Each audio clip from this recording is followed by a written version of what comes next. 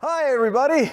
I see too many of you woke up for the first talk. I'm sorry about that. My name is Rick Farina, and I'm going to be running through some hacking demonstrations and basically how to use a very cool toy that has bailed me out of a lot of jams. So today we're just going to go ahead and talk about the Pwnie Express Pwn Phone and what it can do for penetration testing and things like that.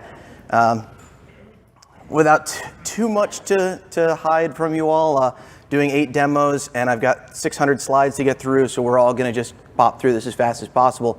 So who am I? I'm a guy. I do a lot of stuff. Work with computers for a long time. Have my own Linux distro. Husband, father. I like toys. My boss keeps telling me I'm supposed to call them tools, but frankly, this is too much fun for it to be work-related, so just have a little too much fun with all of this. So where did all this start? For me personally, it actually started with a device called the Sharp Zaurus about 10 years ago. I realized that here's a device running Linux. It's got a full keypad, got a compact flash card on the side. I can put a battery on it, put a nice high power Wi-Fi through the USB, have all kinds of fun with this device. But that was 10 years ago, and the CPU was, oh, look at that, 416 megahertz. That's sweet. 64 megs of RAM. This is what PDAs looked like a decade ago. The tiny little quarters there for size to show you that this is barely something that even fits in your pocket, but it was way more portable than your giant laptop at the time, and it was a lot of fun to run wireless attacks from. Things got a little bit more interesting as time went on. Pwnie Express developed a product they called the Pwn Pad, and it was basically a Nexus 7 that was running Android, but it was also running a full install of Kali Linux, so that you had the access to all of your Linux-based tools and all of your Android-based tools. So you think to yourself, well, gosh, that's an interesting problem. Guy can come in, install the mobile device manager on his tablet, and then start attacking me from his approved portable device.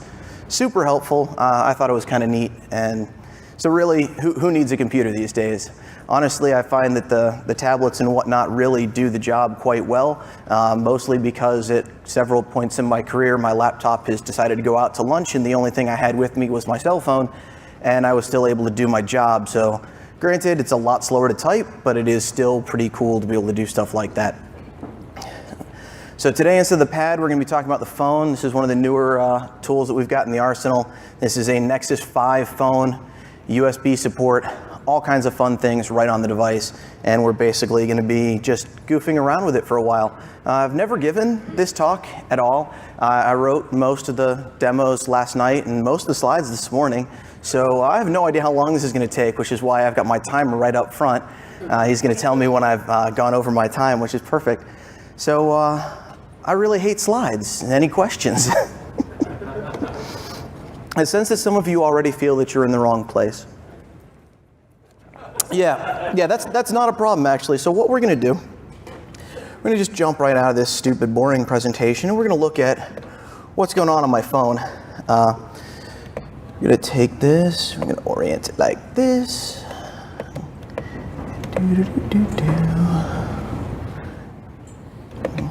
So for those of you that already realize that you're in the wrong place, that's not a problem. Don't worry about it. You don't even have to actually get up out of your seat, because the first thing we're going to do is we're going to see what's going on in track 2.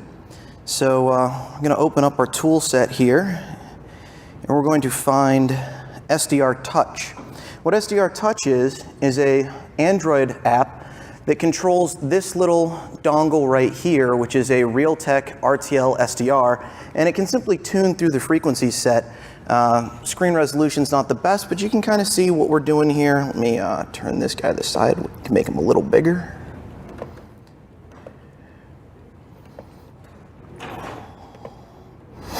All right, so we're going to lock this down to 54.677115 megahertz. I know that doesn't mean much to most of you, but the guys over at the booth here are shaking their heads in disapproval. What we're basically doing is took one of those pictures off of Twitter that somebody was nice enough to show how awesome the AV setup was, where the frequencies for the microphones were clearly listed on it.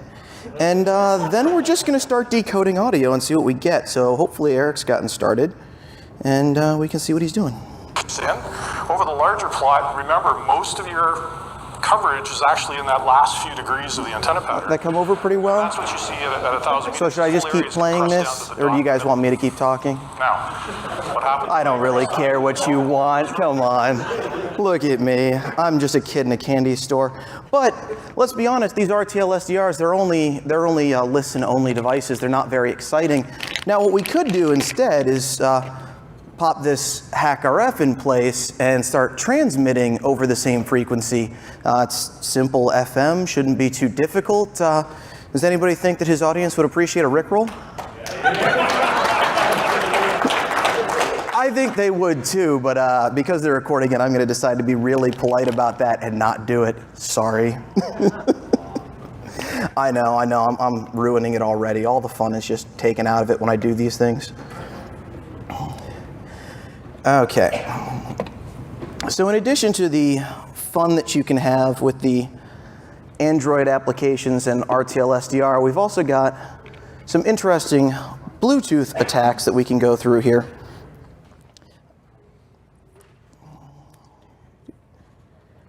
Hey, come back, please keep working. I swear my demo worked before.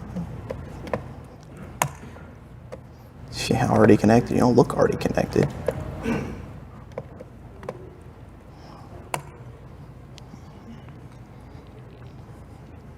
Come on, you. Behave yourself.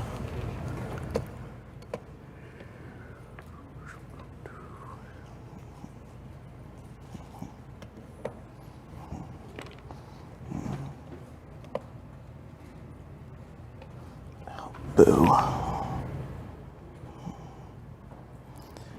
Just one moment. As I said before, this was kind of put together at the last possible second just to make lives harder.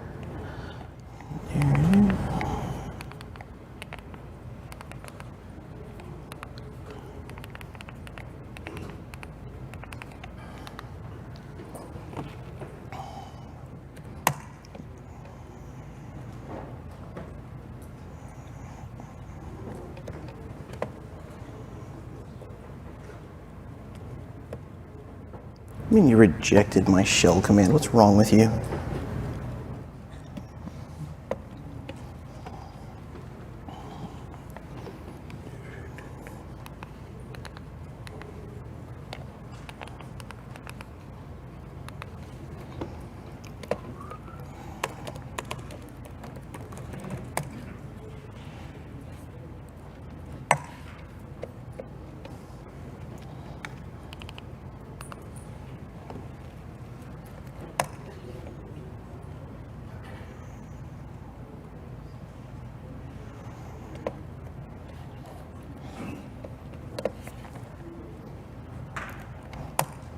Come on, you can do it.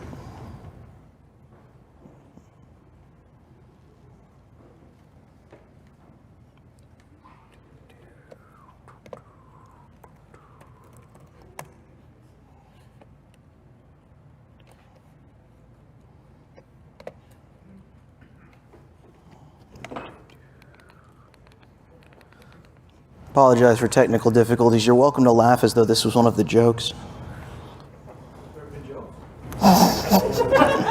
Thank you. Thank you. Hecklers always keep it from being quiet, and I really appreciate that. Oh, there you go. Who needs an IP address, right? I have, actually, on the victim machine that I'm going to use in a few minutes if I can keep this stuff working. Did you need to? Yeah. I did try turning it off and on again. That normally does the trick. Check the TCP setting. LOIT. Hey. I know. It's like it's my first day. Alrighty. So in addition to not accidentally breaking my network settings again, let's go through and try a different attack.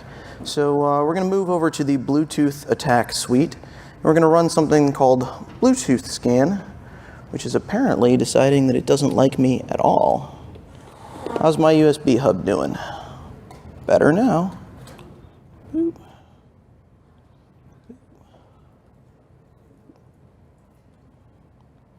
There we go. So as my screen catches up real quick, it's on about a 5-second delay.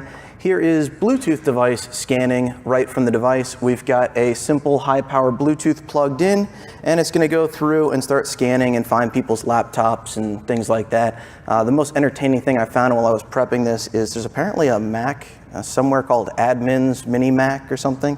Thought that was kind of funny.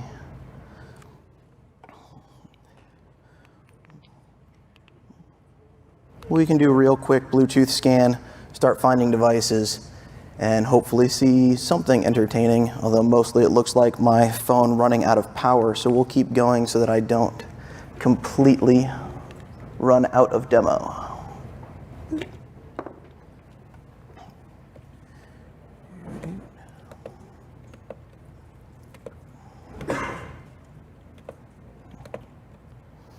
Okay, once we're done with the Bluetooth scanning stuff, my favorite tool on here as a Wi-Fi guy as we circle back into the Wi-Fi attacks, it's actually a little program called Wi-Fi.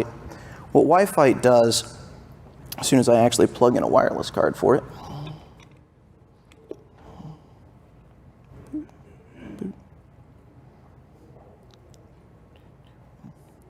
what Wi-Fi does is it's actually going to be able to scan the airspace looking for things that are worthwhile to attack and run those attacks automatically. So fix my screen here.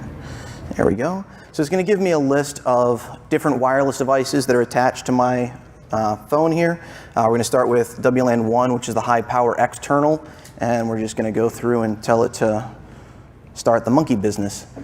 First thing it's going to do is scan looking for victims, any access points in the area that we wish to attack. And once it's done there, it's going to give me a list of all the interesting things to hack. Oh, look, somebody's offered me a nice web network to go after already. God, I love when people help the demos. That's just super helpful. So all we have to do is tell it to stop scanning. And then it'll give me a list of different networks to attack, including ones that I can say all, just attack everything and opportunistically crack whatever you can, or I can pick one in specific. We could start cracking web keys on stage, but I have no idea whose access point this is, and strictly speaking, that's kind of federally illegal, so I'm just going to avoid it since their camera is on. You guys want to turn the camera off? No, okay, we'll skip that part. I'm a good person, really I am, I think. Now we're going to move on to some of the more advanced attacks. One of the most advanced attacks, the ones that people really think about most, is the Karma attack. Karma attack is the attack implemented by the Wi-Fi Pineapple. It basically runs an access point that is set up to capture all of the clients by simply responding to whatever names they're probing for. So as soon as you say, I'm looking for this network, it says, oh yeah, that's me. And then somebody else says, oh, I'm looking for a different network. Oh, that's me too. And it'll just keep bringing those client devices in as rapidly as possible until it runs out of resources and can't handle it anymore. Since we're doing this with raw frame injection, we're pretty much limited to the CPU. CPU on this guy is a couple of different cores, and they're all like 2-something gigahertz. 2 gigs of RAM means this is a little bit better than most of the access points you all have at home and or sell. So it can hold quite a few clients. Throughput's definitely not awesome, but it can manage those clients pretty well and certainly enough to attack. So we'll go ahead and start this attack. Remember when I said thank you for bringing your devices into my talk? Thanks for everybody that hasn't turned theirs off yet. So we're going to continue. Welcome to the Evil AP. Which interface would you like to use for internet? Well, right now we'll just go ahead and I could offer internet off my 4G card, but to be honest, I've been using it a little too much. So we're just going to offer a fake connection off of the internal Wi-Fi, which isn't currently connected to anything. So the people that connect to me will not actually get man in the middle. They will not actually be attacked, except for my victim. So we set our SSID, public wireless. That seems pretty legit. I'm sure that's a real network name. Default channel can set to whatever we want, 1. And then it's going to say, would you like to gather everybody in the world, or would you like to not? So if I choose option 1, this is going to respond no matter what you look for. If I choose option 2, it's only going to respond to a targeted attack. Again, these are penetration testing tools, not things designed strictly for causing as much damage as humanly possible. Sure, that's the fun part, but normally the client does not actually give you authorization to or pay you to hack everybody in the airspace. You have a specific engagement, a specific target, and you can set up things just for that specific target so you're not catching hundreds of people in the crossfire. So we'll go ahead and say, do not gather every client under the sun, and just pretend that we're really polite. So what this is going to do now is it's going to start up, and it's going to run the DHCP server, and it's going to start up an access point, and then it's going to just start responding to anybody looking for public wireless. So if you really want to be part of the demo, it is still optional. You can go ahead and connect on purpose, but we're not going to take the accidental connections for this demo right now. Once we've got an access point running, there's a whole slew of things that you really have an option for. So here's all the people probing that I would be picking up, but I'm being polite. Oh, directed probe request from me. Okay, people do want to be a part of the demo. That's great. I'll tell you how in just a minute. Once we've got people on the local area network with us, we can move from the realm of Wi-Fi attacks to the realm of regular network attacks, because in fact they're just on the network with us. So we can open up our network attack toolkit. Personal favorite, you normally start with just some basic fingerprinting tools. You can run Nmap, you can run TCP dump, you can grab whatever you can see from those devices. Nmap is going to probe the device, look for what operating system it's running, look for open ports, service versions, what services are you running on the device. Very quick and easy to identify and fingerprint devices, and then choose how you're going to attack them manually. Slightly less manually, you can turn on SSL strip. SSL strip is available as well. You can use SSL strip to simply convert all websites that have a link that says HTTPS and change it to HTTP. So it essentially tries its absolute hardest to make sure that all connections stay unencrypted, so that I can use even simpler tools such as StringsWatch. And all StringsWatch does is it looks at the network traffic and grabs out any strings that are going through, plain text stuff that is readable, so that we can go through and just see kind of what's going on. StringsWatch is really helpful, but it's not all that helpful when you've got a large crowd when you're trying to do something like this.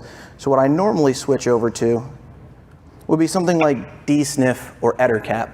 Dsniff and ettercap are tools that are built specifically for extracting the passwords from whatever you're doing. So if you connect to an HTTP server and you send username and password string through that, it'll pick out just the username and password, so I don't have to look through all the plain text and try to figure out what I really want. It's just going to pull those usernames and passwords and things like that. It's a lot of fun. It works very well. Because it works very well, I'm again not going to demo just how well that works. I'm going to move right into the really fun demo, which is where I'm going to show you what this looks like if you are the poor victim side. So we've got a couple other tools on here, SET being one of them. SET is the social engineering toolkit. It's a really, really great piece of software. It offers a nice menu-driven interface that can do all kinds of fun things. My personal favorite is the site cloner. What you can do is you can direct SET to a specific website, I don't know, like the splash page for this hotel, and it's going to take that, make a perfect copy of it, and give it to you so that you can present it as though it was your website. That seems really convenient, but gee, what do you do after that? You run Metasploit. Metasploit is the premier attack toolkit. It contains all of the different attacks that one might wish to do. It's basically every patch Tuesday, when Microsoft comes out with all of their patches, the fabulous folks over at Metasploit will reverse engineer all of those, come out with the actual exploits against the bugs that you were patching, and now on Metasploit Wednesday, you've got all of your stuff ready to go to attack the people that didn't patch on 24-hour notice. So that's super handy. Before we start that part of the demo, I'm just going to set this guy up because he will take a moment to load.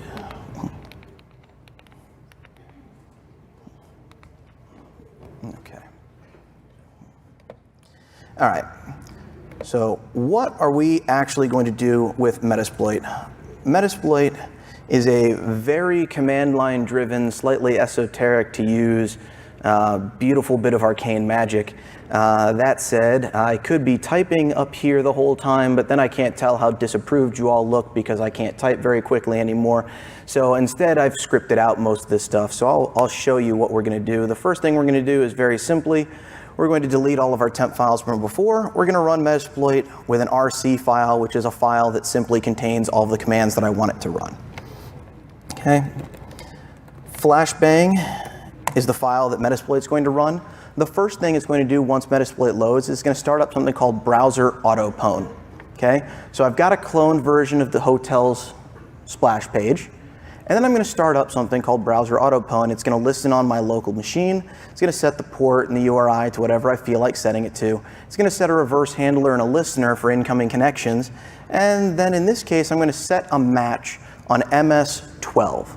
That means any exploit that matches MS-12, that is Microsoft exploits from 2012, is going to be loaded and it's going to run. If I don't set this match, the problem is it will load about 50 exploits, and many of you will be vulnerable to them. So as part of nerfing the demo, I am very specifically running this against an older known vulnerable system. That said, has anybody heard about the latest exploits in, I don't know, Flash? Or maybe Java? So we can all probably agree that we can just move on from the fact that I'm using an old machine, because it's not like exploits don't come out every couple of days. We can get this to work on brand new systems. I'm purposefully choosing not to engage all of you quite that closely with the presentation. Set match on Java was my first attempt at this. It was the funniest thing in the world. It would run 7 Java exploits, and at any given time, 5 of them would return full control over the machine. So when it started to run the next command, it would actually be running it 5 times, and my scripts were overwriting themselves. So I had to pick something else that was a little more, a little easier to control. Once it's done there, it's going to run a script on the victim machine called Evil Black Hat RC. Okay. We're going to run a server for capturing HTTP on port 80. We could also run it on 443 and 8080. Why would you want to do that? Think about things like cell phones or automatic browser configuration. They can hit a proxy. They can hit a browser with 443 automatically. They're looking for things like splash pages, proxy configurations. So realistically, this attack can work even without any user interaction at all. Your phone's probing for a known SSID, I provide it, you connect, it checks if there's a splash page so it can tell you, and literally you didn't have to do anything other than turn the screen of your phone on, and it will actually engage you in this attack pretty rapidly. Fake DNS, in this case we're going to run a fake DNS server and resolve everything to my host machine, and we're going to allow me to just bypass one. So if you go to evilhackerdomain.com, you'll get the real website. If you go to any other website, you'll just get little old me. As commented out, the DHCP server in Metasploit seems to be wildly unreliable for me, so I just don't use it. That's all well and good, but once we have access to the machine, what are we going to do? Well, we can have a little bit of fun. We're going to start by running get system. That's going to try to elevate my privileges from whoever I was all the way up through system user on the machine that is above administrator, that is more control over your own system than you typically have. Then we're going to run get countermeasures. We're going to try to kill any countermeasures that are running, host intrusion detection and prevention systems, antiviruses, you know, whatever. Then we can take a screenshot of the desktop. We will upload it back to the victim machine so that I don't have to type 1,000 times. It makes my life a whole lot easier if I don't have to type everything out. We can run a credentials collection. We can run a check for the virtual machine to see if we are in a virtual machine or not. Then we can check all of the hashes on the machine, that is the encrypted password stores and things like that. One second, just gotta fix my other script here.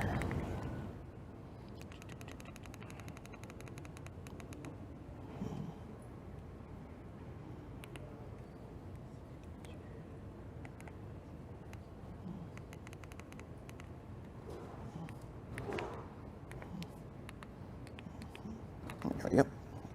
Okay, so we can run a hash dump, grab all the encrypted passwords, then we can take a webcam snapshot. You know, all the laptops are set up for video conferencing. That's really helpful. So we can take a quick snapshot off the camera, see what's going on. Then we're going to upload that picture back to the victim to say hello. While they're looking at themselves, we're going to record audio off of the microphone on the machine and see what they have to say about their own pretty face. Then we're going to upload that back to them so they can listen to it. And while they're listening to themselves curse about what's happening, we're going to load a special module called Mimikatz. And what Mimikatz does is it actually goes into the RAM of the Windows machine, pulls out the password in plain text, and displays it to me. Once we're done with all that, we're going to upload the full capture logs from the attacking box up to the victim machine. This is mostly because the projector absolutely hates me when I yank the VGA cable out back and forth constantly, so I try only to switch once or twice during the presentations. So normally nothing will appear on the victim machine, but all these lines in here that say upload, these are for my benefits that I don't have to swap back and forth for doing this. So I've had at least one demo kind of fail on me, but who here thinks that none of this is actually going to happen and I'm totally full of it? No? All right, there we go. Thank you. Audience participation, please. I know I'm not that funny, but we could try to pretend I'm that funny. Okay. So this guy is loading up, and we are going to switch from my laptop that I'm using to present. And we're going to switch to the view from the victim side of this to show you just what all this looks like.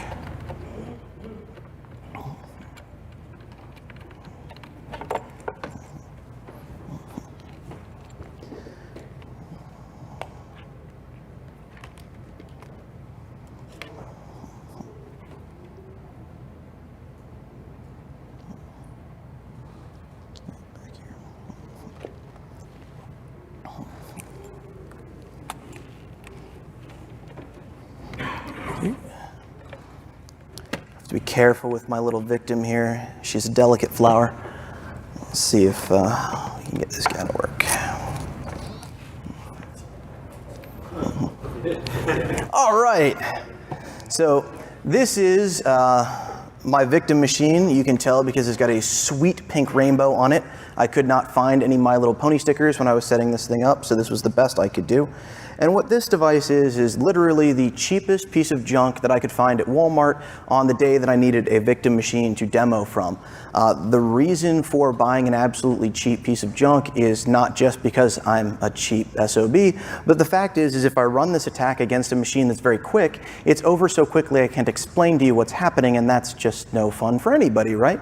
So we want this attack to run in not real time, but in the time it takes me to explain stuff. And that makes my life just a little bit easier.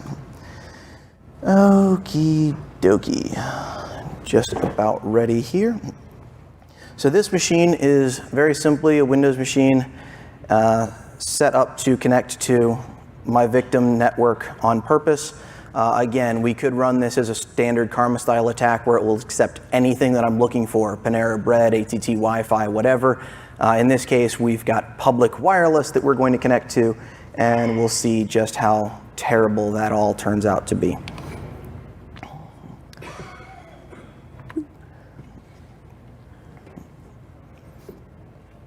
So the first thing it's going to do is print up whatever loading screen that I have. Again, to make sure that this attack does not land on too many people accidentally, I am not going to actively be spoofing Hyatt right now. Shocker, again, I'm just a coward when it comes to people videoing me on stage, and I don't like to horribly violate federal law when it's being recorded. You can see down at the bottom as it keeps flashing little updates. What it's actually doing is it's spawning hundreds of iframes in the background, and it's giving you a full list of Twitter, Bing.com, Google.com, Facebook, and it's loading an invisible frame in the background, telling your computer to go to all of those sites. Now, why would it do that? Saved passwords, first try. I love this crowd. So here's what happens. Your computer saves all of the passwords, and this offers a nice little auto-submit form that it fills in and sends them to me. Now, maybe you didn't save your passwords. That's fine, because HTTP is a stateless protocol. What does that mean? It means the server has no idea if you're logged in. You have to log in every single time. But you don't have to log in every time you make a request, right? I mean, that just wouldn't work. So what do? They store a little file on your computer called a cookie, and that cookie gets sent with every single request to that server. So it stores a Facebook cookie that tells Facebook, not your username and password. I don't need a username and password. I'm already logged in, Mr. Facebook. And so when you see me, even if your passwords aren't auto-saved, your computer's going to save those cookies whether you like it or not. And I'm going to grab those cookies off of your machine so that now I can be logged in immediately without ever knowing your username or password, which is a little bit handy sometimes depending on what your goal is. This is the part of the demo that I actually know is going to fail. Don't worry, not everything is going to fail, just some of the fun. So the latest version of Metasploit apparently does not like to detect my computer properly, so I actually have to point it a little bit better to the attack. So just 1 second, let me fix this guy.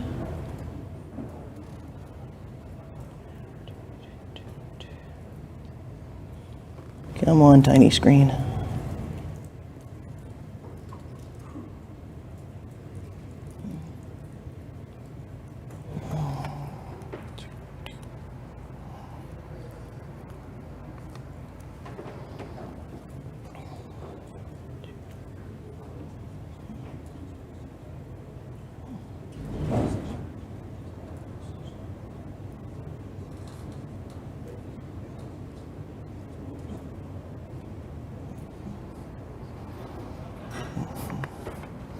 Things that are so much quicker on a larger screen are definitely more fun on these. Okay.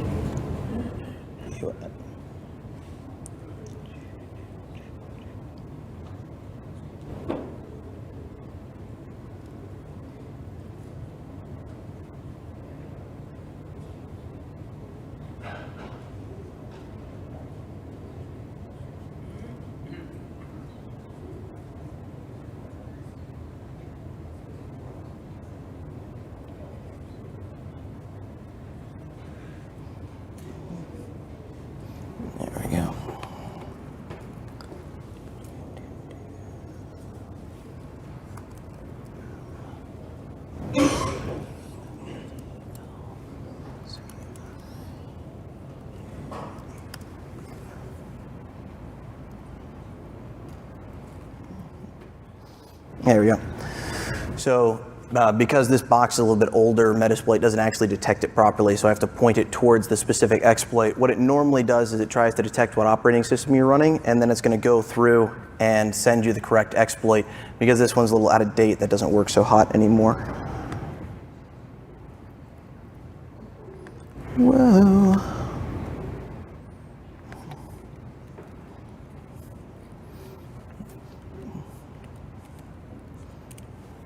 And as for my favorite with doing actual attacks instead of completely fake attacks, every once in a while, instead of actually getting me full control over your machine, all it does is crash the browser.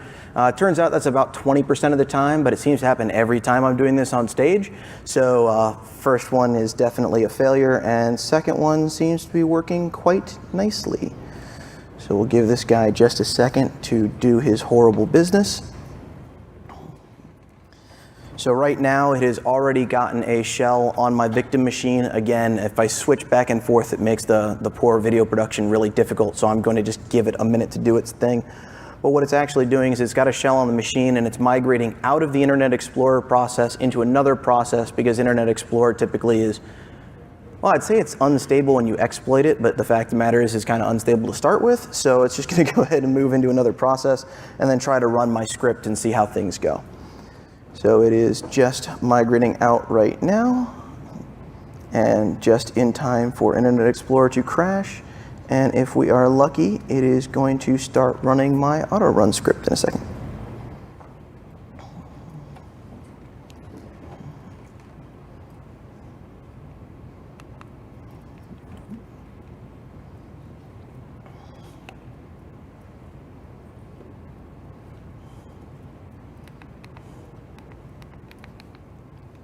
Yep, there we go. So now it is grabbing full privileges on the machine. It has successfully escalated itself up to system, which should give it the access that it needs to do what it wants to do.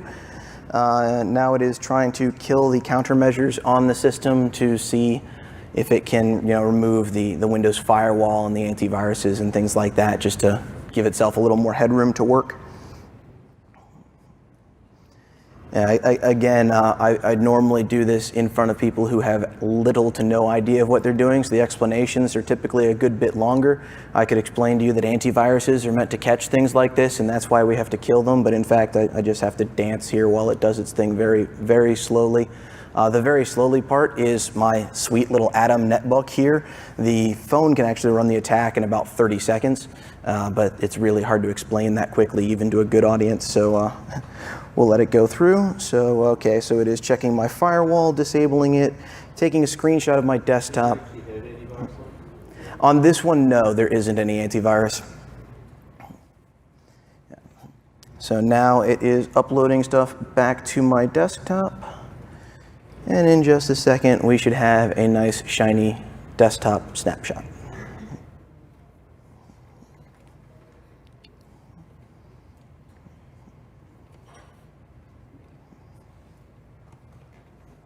I'm totally ahead of where I thought I'd be on the battery life, so we're doing really good. When I was testing this up in the room, I managed to successfully kill the phone battery and did not have all that much time to charge, so sweetness. Come on, you.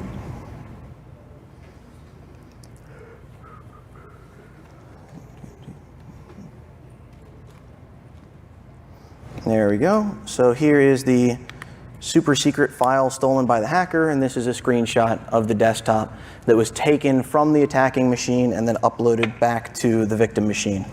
What it's doing now is going through that script that I read to you earlier, so it's checking if it's in a virtual machine and going to return whether it thinks it's in a virtual machine or not. Then it's going to run some credentials collections, and fairly shortly here it should turn on the camera and take a picture, but you know, I'm not all that pretty, so we'll just go ahead and move this stuff out of the way. Get a really nice snapshot of you folks. You can tell that I'm doing really good on time because the next speaker's not even looking at me.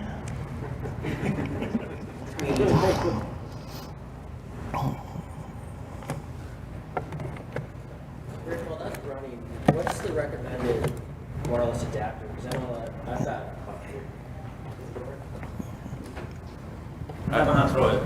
You can throw it at me, that's fine. Recommended USB wireless adapter, because I've put Pwnie Pad on Nexus 7 2013, and I've done Kali and other ones on it, and I seem to have issues finding adapters that are stable enough on it. I've done the TP-Link, I've done AirPCAP NXs.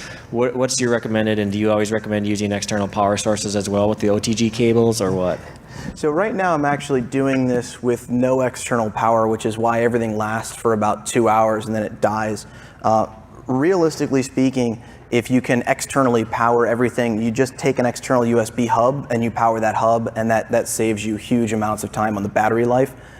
Some devices, notably the Nexus 7, the Nexus 9, everything I've tested except for the Nexus 5 are capable of using a device called a Y cable. So instead of just a regular OTG cable which plugs into the micro on the phone and presents you with a real USB cable, the Y cables provide an additional leg that is for power. And not only can you inject to the USB device, but you can inject to the tablet and charge it. The guys who made the power chip for the Nexus 5 whiffed it on that, and if there's anything plugged into the USB, it will not allow you to charge unless it's a dedicated charger only, and it doesn't see anything else. So it's a design choice made by the Nexus 5 power chip provider.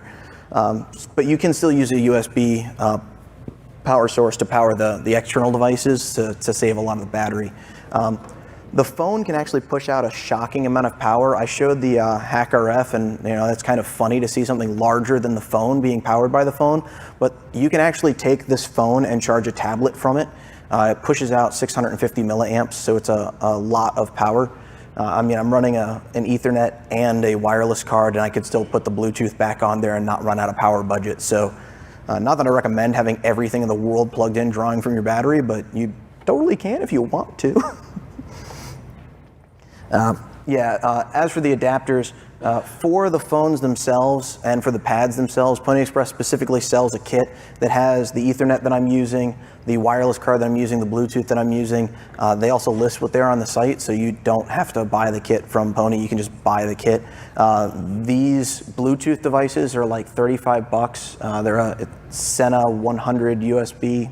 They're decent, high power, the whole 9 yards. These USBs for the Wi-Fi are the single most common recommendation among all of the hacker community. It's called a TP-Link WN722N. You can find that both on Pwnie Express's website and the group that I'm a part of that does the wireless capture the flag for DEF CON and other conventions like that. You can actually find a parts list of hardware that we recommend and things like that. This is literally the second best Wi-Fi card I've ever tested, and it's $13 on Amazon. So rather than buying the best wireless card I test, which is about 50 bucks on Amazon, I buy 3 or 4 of these, and now I can monitor all of 2.4 gigahertz at once, and it's kind of handy. Works out quite well. So while I have been flapping my gums just a little bit longer than anticipated, this happy guy not only has a lovely picture to show you all. Who was watching the screen? Did you notice the little light turn on in the webcam? No, that's because it didn't. So here's a lovely picture of the audience. Thank you very much for your crowd participation. I'll probably not tweet that later. Let's see, who's actually paying attention? Let's see, you're paying attention, you're paying attention, and then not so much. I guess I missed the mark on that. That's fine. No problem. I don't take it personally. And then part of being the cheapest piece of junk in the world, this is now going to, it actually recorded me already, and it is just uploading the files real quick, so it's going to take a second, and then we can listen to what in the world I was saying when it decided to turn on the microphone. But yeah, the hardware list is fairly complete. You can buy all kinds of stuff. With the product, if you purchase it, you get support, or you can download the community edition, which is free.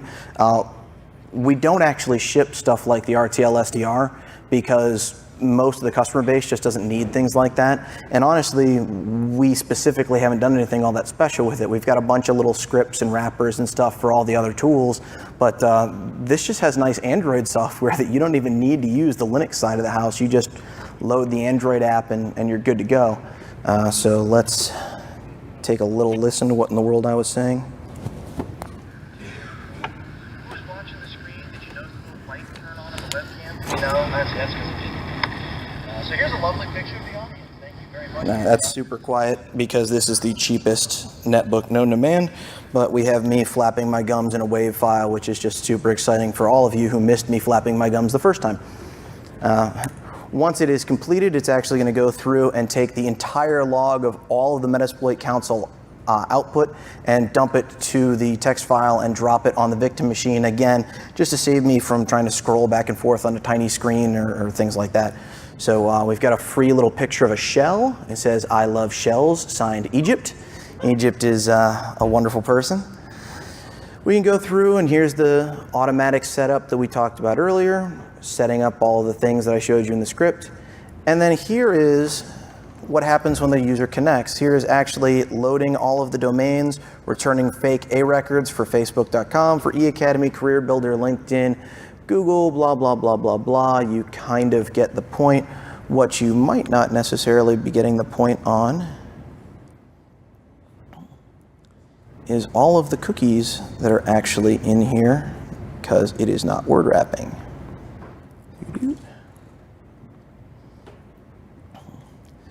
So as we start to get down to Career Builder, here is Career Builder cookie indicating that I was signed in. Here is Facebook cookie, gather.com, gmail.google.com, google.com, monster.com. So all of these little cookies right here indicate whatever my session state last was. So if I logged out and told it I don't want to be logged in anymore, then it'll indicate that I was logged out. But if I'm one of those people that just closes the browser, now you have full access to that account. And the best part is once you have a logged in cookie, it doesn't actually really expire very often typically. Things like changing the password don't affect it because I didn't steal the password, I stole something that says I'm already logged in.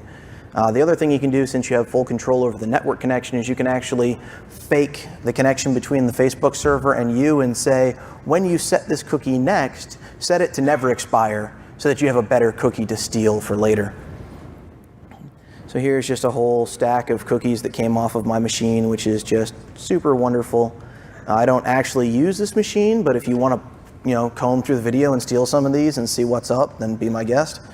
So here is browser AutoPwn running the MS-2012-004 MIDI exploit. It is a exploit that attacks Windows Media Player, which is one of the browser plugins.